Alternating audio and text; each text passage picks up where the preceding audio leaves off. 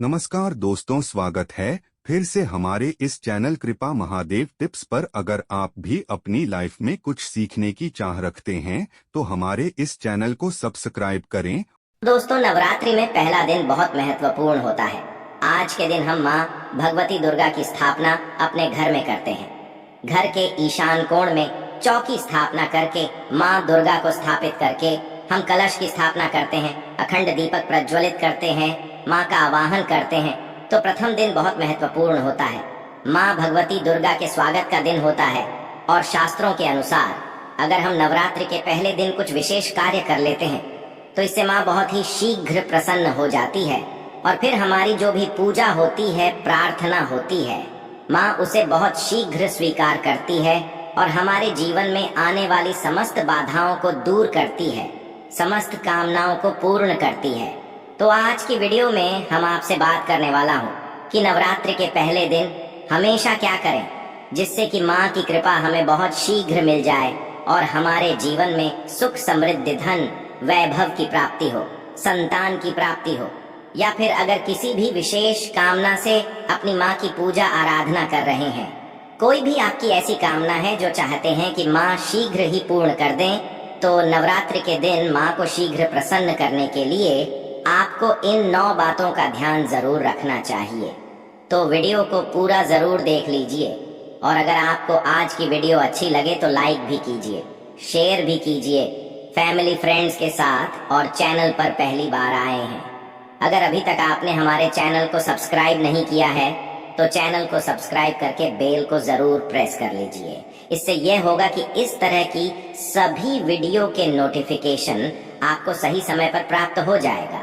बात करें कि नवरात्र के पहले दिन हमें पहला कार्य करना चाहिए कि घर की छत पर आज हमें झंडा जरूर लगाना चाहिए। झंडा मतलब ध्वजा, लाल रंग का त्रिकोण झंडा होता है और उसके ऊपर बना हुआ हो जय माता दी लिखा हुआ हो। ये मार्केट में बहुत आसानी से मिल जाते हैं, नहीं तो आप घर पर भी स्वयं से बना सकते हैं। तो एक झंडा त्रिकोण आप लेकर माँ को पहले दिन उनके चरणों में अर्पित कीजिए। जब पूजा कर रहे हैं सुबह तो उसके बाद पूजा के बाद वह झंडा अपने घर की छत पर लगा दीजिए। इस झंडे को घर के ईशान कोण में यानी कि उत्तर पूर्व के कोने पर, अगर वहां पर जगह ना हो तो आप उत्तर दिशा में इस झंडे को लगा सकते हैं। जहां भी आप ये ध्वजा लगाते हैं इसके साथ आप ध्यान रखें कि आप वहां पर एक दीपक जरूर प्रज्वलित करें। झंडा लगाते समय इससे क्या होगा, इससे यश की वृद्धि होती है। देखिए, जब हम झंडा अपने घर पर लगाते हैं जो कि हमेशा लहराता रहता है, तो यह इस बात का सूचक है झंडा की आपको जीवन में सफलता की प्राप्ति होगी, यश की प्राप्ति होगी, मान प्रतिष्ठा की प्राप्ति होगी, समस्त प्रकार के सुखों की प्राप्ति होगी। मान सम्मान, यश, प्रतिष्ठा, धन की वृद्धि, सुख, समृद्धि, सभी प्रकार की जो चीजें हैं वह प्राप्त हो जाती है। ऐसे लहराता हुआ झंडा आपके घर पर शुद्धता की सूचना है। इसलिए आज नवरात्रि के पहले दिन आज आपको अपने घर के ईशान कोण में एक लाल रंग का झंडा जरूर लगाना चाहिए। अगला जो कार्य है नवरात्रि में पहले दिन आपको जरूर करना है वो है घर के मुख्य द्वार पर तोरण लगाना। तोरण क्या होता है, देखिए, आम के पत्ते लीजिए। जब हम पंच पल्लव के लिए भी आम का पत्ता लेते हैं वहीं आम का पत्ता चाहिए हमें, और थोड़ा सा अधिक मात्रा में आप लेकर आई। ये उसे साफ धो लीजिए। धोने के बाद उस पत्ते के ऊपर आपको श्री लिखना, पत्ते पर आपसी में लिखें, और जितना भी बड़ा आपका मुख्य द्वार हो उसके अनुसार एक धागा लेकर, और लाल धागा ले सकते हैं, पीला धागा ले सकते हैं। इस प्रकार से किसी भी रंग का धागा लेकर आप इन सभी पत्तों को एक माला के स्वरूप में बना लीजिए और उसके बाद ये अपने घर के मुख्य द्वार पर लगा दीजिए। श्री पत्तों पर कुमकुम से लिख दीजिए या हल्दी से लिख दीजिए, इसी लगा दीजिए। इससे क्या होगा कि जब भी आप किसी दरवाजे पर कहीं तोरण लगा हुआ देखते हैं, आपको क्या लगता है, पहले ही सूचना में यह लगता है कि इस घर में कोई शुभ या मांगलिक कार्य हुआ है। तो घर पर लगा हुआ तोरण, घर के मुख्य द्वार पर लगा हुआ तोरण आपके घर में शुभता की सूचना देता है, मांगलिक कार्य की सूचना देता है। इस बात की सूचना देता है कि आपके घर में देवी विराजित हैं। ये बहुत महत्वपूर्ण होता है। नवरात्र के पहले दिन घर के मुख्य द्वार पर तोरण लगाना, और इसका बहुत ही शुभ फल भी हमें प्राप्त होता है। अगला जो कार्य है, तीसरा कार्य जो हमें नवरात्रि में जरूर करना चाहिए, वह अखंड दीपक प्रज्वलित करना। देखिए, अगर घर में हम अखंड दीपक प्रज्वलित करते हैं तो अखंड दीपक प्रज्वलित करने से मन की कोई भी इच्छा हो, अगर आप सोचकर और मन में धारण करके अखंड दीपक प्रज्वलित करते हैं तो आपकी कामना बहुत शीघ्र पूर्ण होती है।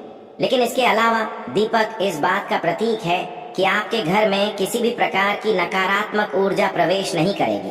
दीपक इस बात का प्रतीक है कि आपके जीवन में किसी भी प्रकार की नकारात्मक ऊर्जा प्रवेश नहीं करेगी और मन से, घर से, हर तरह से नकारात्मक ऊर्जा को दूर करता है दीपक। इसलिए अखंड दीपक नवरात्रि में पहले दिन से लेकर और नवमी तिथि तक प्रज्वलित किया जाता है, जिससे कि शुभता का घर में वास हो, सकारात्मक ऊर्जा का घर में वास हो।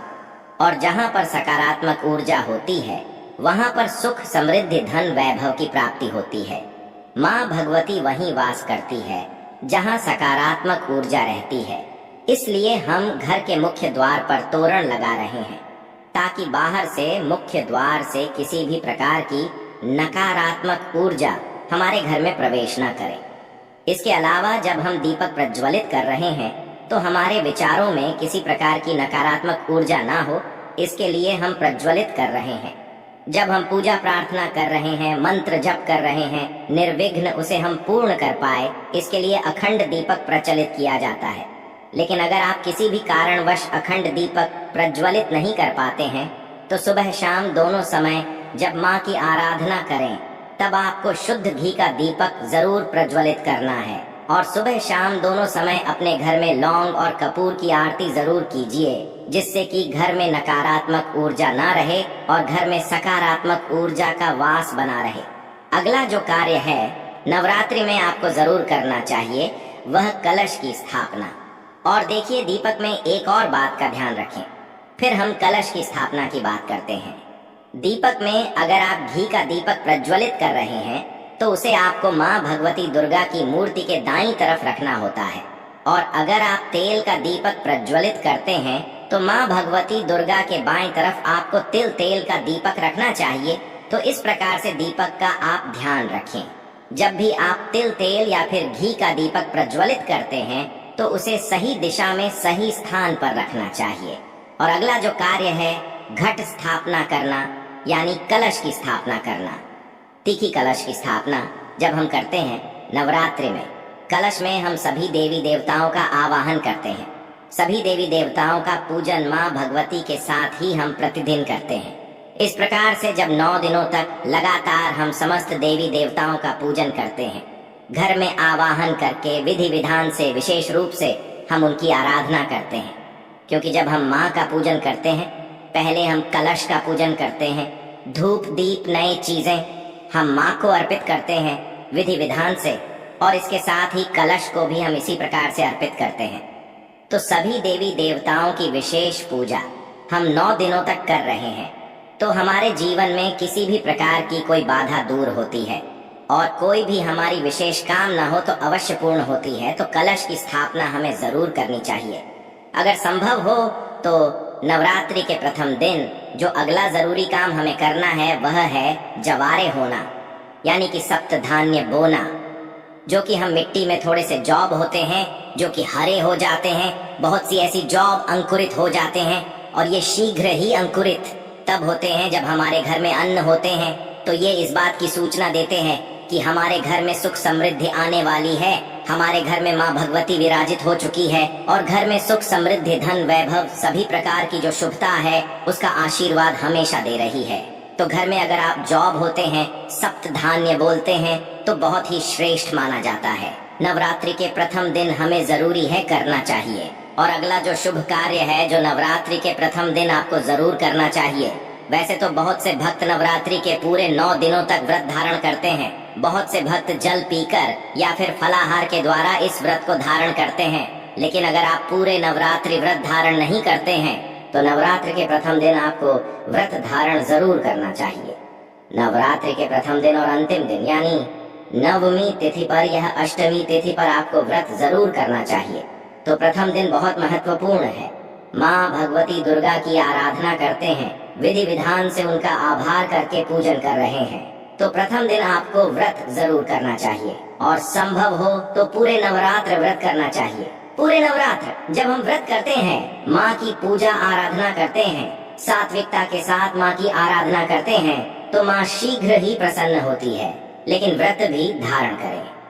जब आप स्वस्थ हो, पूर्ण रूप से अगर आप स्वस्थ नहीं हो, व्रत रखने में असमर्थ हो, तो सिर्फ आप शुद्ध सात्विक भोजन यानी कि बिना लहसुन प्याज का भोजन लेकर माँ की आराधना सुबह शाम करें। तो सच्चे मन से, भक्ति भाव से हम माँ की आराधना करते हैं तो माँ शीघ्र ही प्रसन्न होती है। अगर व्रत धारण की रखने की अगर आपकी शक्ति या सामर्थ्य शारीरिक रूप से नहीं है तो आपको व्रत नहीं रखना चाहिए। लेकिन अगर संभव हो तो पहले दिन फलाहार के द्वारा व्रत धारण जरूर कीजिए। अगला जो जरूरी कार्य है, जो नवरात्रि में आपको जरूर करना है, घर के मुख्य द्वार पर दोनों तरफ स्वस्तिक का चिन्ह जरूर बनाएंगे। स्वस्तिक क्यों बनाना चाहिए? देखिए, मैं आपको लगभग कम अक्सर में ही इस वीडियो में बताता हूँ कि घर के मुख्य द्वार पर जब हम किसी शुभ दिन पर या किसी शुभ तिथि पर, किसी शुभ त्योहार पर हम जब कोई स्वस्तिक बनाते हैं घर के मुख्य द्वार पर, तो ये इस बात की सूचना है कि हम माँ भगवती का स्वागत कर रहे हैं। अपने घर में माता लक्ष्मी का स्वागत कर रहे हैं। माता लक्ष्मी हमारे घर में विराजित हो रही है, तो इसलिए माँ का स्वागत के लिए मुख्य द्वार के दोनों तरफ आपको हल्दी या फिर कुमकुम के द्वारा स्वस्थ बनाना चाहिए। और न सिर्फ आप स्वस्तिक बनाएं, बल्कि जब स्वस्तिक बना लेते हैं दोनों तरफ, तो उसके बाद आपको स्वस्तिक का पूजन भी कीजिए। जैसे कि धूप दीपक शत और जल थोड़ा सा गिराकर और उस स्वस्तिक का पूजन कीजिए। माँ भगवती का रूप मानकर इस स्वस्तिक का जब हम पूजन करते हैं तो स्थायी रूप से माता लक्ष्मी का वास हमारे घर में होता है। तो जरूर आपको इस बात का ध्यान रखना है। और जो सबसे जरूरी काम है, जो हमें सुबह जरूर करना है, स्नान इत्यादि करने के बाद नवरात्रि के प्रथम दिन, और आप प्रतिदिन भी कर सकते हैं, लेकिन प्रथम दिन विशेष रूप से अनिवार्य है। या काम के घर में आप गंगा जल का, शुद्ध गंगा जल का छिड़काव कीजिए। गंगा जल ना हो तो आप शुद्ध जल भी अभिमंत्रित करके, जैसे माँ भगवती के पास अब थोड़ी देर तक उस जल को रख दीजिए। उसके बाद आप जैसे मंत्र जप वगैरह करते हैं, विधि विधान से पूजा करते हैं, तो वह जल अभिमंत्रित हो जाता है। उस जल के द्वारा पूरे घर में, घर के कोने कोने में, मुख्य द्वार से लेकर हर तरफ उस जल का छिड़काव कीजिए, जिससे कि घर में सकारात्मक ऊर्जा का वास हो। और जो भी हम मंत्र जाप कर रहे हैं, अनुष्ठान कर रहे हैं, माँ की आराधना कर रहे हैं, उसमें किसी प्रकार की कोई बाधा ना आए, इसके लिए घर से नकारात्मक ऊर्जा का दूर होना अत्यंत ही आवश्यक है। और घर में सकारात्मक ऊर्जा जितनी अधिक रहेंगी, उतना अधिक समय तक, उतनी अधिक सच्चे मन से हम माँ की आराधना कर पाएंगे। नकारात्मक ऊर्जा की वजह से हमारी पूजा में, हमारी प्रार्थना में, मंत्र जप में बाधाएं आती हैं। इसलिए इन बाधाओं को दूर करने के लिए नवरात्रि के प्रथम दिन यह नियम बनाए गए हैं कि अगर हम विधि विधान से इन 9 नियमों का पाठ नवरात्र के पहले दिन कर लेते हैं, तो पूरे नवरात्रि हम माँ की आराधना निर्विघ्न कर पाते हैं। और इस प्रकार से जब हम माँ की आराधना करते हैं निर्विघ्न भाव से, मतलब किसी प्रकार की कोई बाधा न आए आपकी पूजा में, मंत्र जाप में और अनुष्ठान में, तो आपकी पूजा संपन्न होती है अच्छे से और सफलता की भी प्राप्ति होती है। कभी जब हमारी पूजा अच्छे से संपन्न होगी, तभी हमें माँ का आशीर्वाद भी प्राप्त होता है। इसलिए बहुत आवश्यक है इन नियमों का पालन नवरात्र के प्रथम दिन करना।